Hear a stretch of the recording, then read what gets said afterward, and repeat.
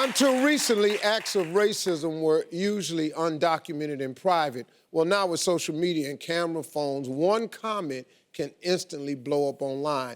And it's what happened to my next guest. Each made a racially charged comment that forever changed their lives. Please welcome David and Rochelle. David, tell us what you did. Thanks for having me on, Steve. Yeah.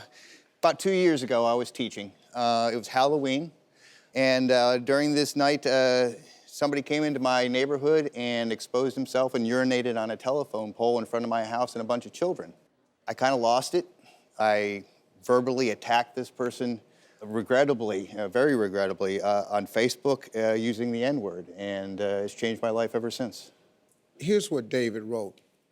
I don't mind if you come to my neighborhood from the ghetto to trick or treat, but when you piss in my front yard, you can take your ass back where it came from. Okay, David, so what happened next? One of my former students took a screenshot, sent it to all the media in Cleveland. By the time I got to work the next morning, my principal said, turn in your keys, turn in your ID, and go home for your own safety. So I went home. My house was completely surrounded by television trucks. A friend of mine who was there, he was there with his mixed-race son, and he suggested to me, said, look, you're never going to have your life back. You got to let my kid take the blame for this. He can say this, you can't. And in my state of shock, I let him talk me into that. Since then, well, of course, my career ended. My daughter was bullied in school. Her grades dropped. We ended up trying homeschool for a while. She no longer gets to do music lessons or dance lessons or anything like that. I filed for bankruptcy this past summer, and it's basically been probably the 2 most miserable years of my life. Okay, now let me hear both of these. Rochelle, you also wrote something in anger. What was it? Yes, I did. I was working at Brookfield Zoo and concessions. On a stressful day at work, I was getting a lot of crowds, and they was all disrespectful, rude, mean, saying nasty things to me, throwing things at me, and I felt like I shouldn't have to deal with that.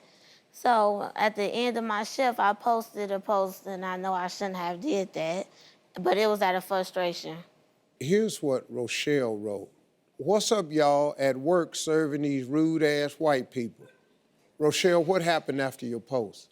When I got home after work that day, my brother, he came screaming in the room like, oh my God, Rochelle, you all over Facebook. I checked, I was everywhere. That picture, that one particular picture had like 73 shares, and I was mostly on everybody's page.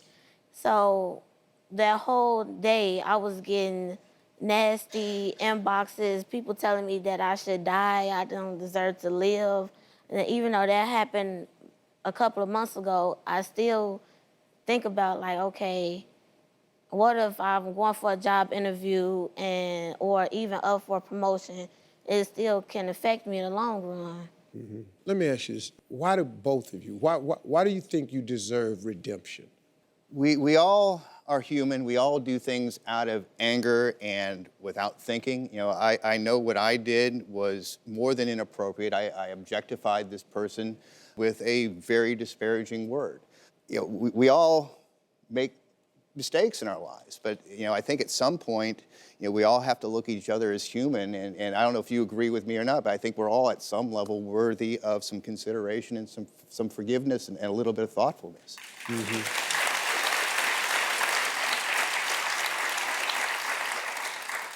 I think I deserve redemption because I always look at myself as a nice person. I always did the right things in life, but it's just this particular day I did wrong. Mm-hmm.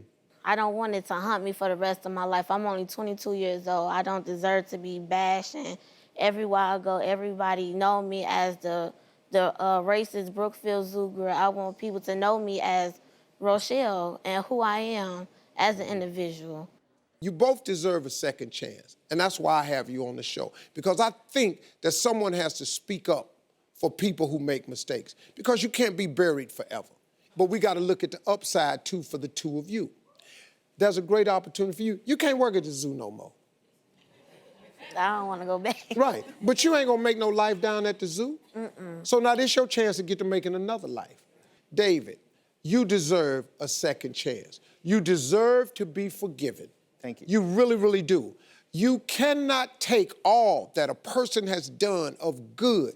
This man been a teacher. He wasn't in class saying that. He said it on the blog for a dude that was pissing on the telephone pole, exposing himself to some kids. He'd have been in my front of my house.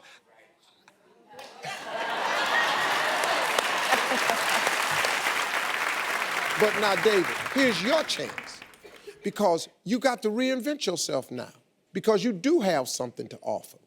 You have made a major contribution to a lot of people's lives, and I believe that about you. So you can't let that go to waste because of 2 years ago. It's time to reinvent yourself. And so I would say, from my standpoint, not that you need it from me, but I put a stamp of forgiveness on you and say, you deserve another chance. You deserve another chance. You're 22, you shouldn't have, David, you deserve another chance. For all the good you've done, you both deserve another chance. I want to say thanks to David and Rochelle. There's another side to these stories. Sometimes these comments have a victim. We're going to hear from one of them when we come back. Thanks a lot.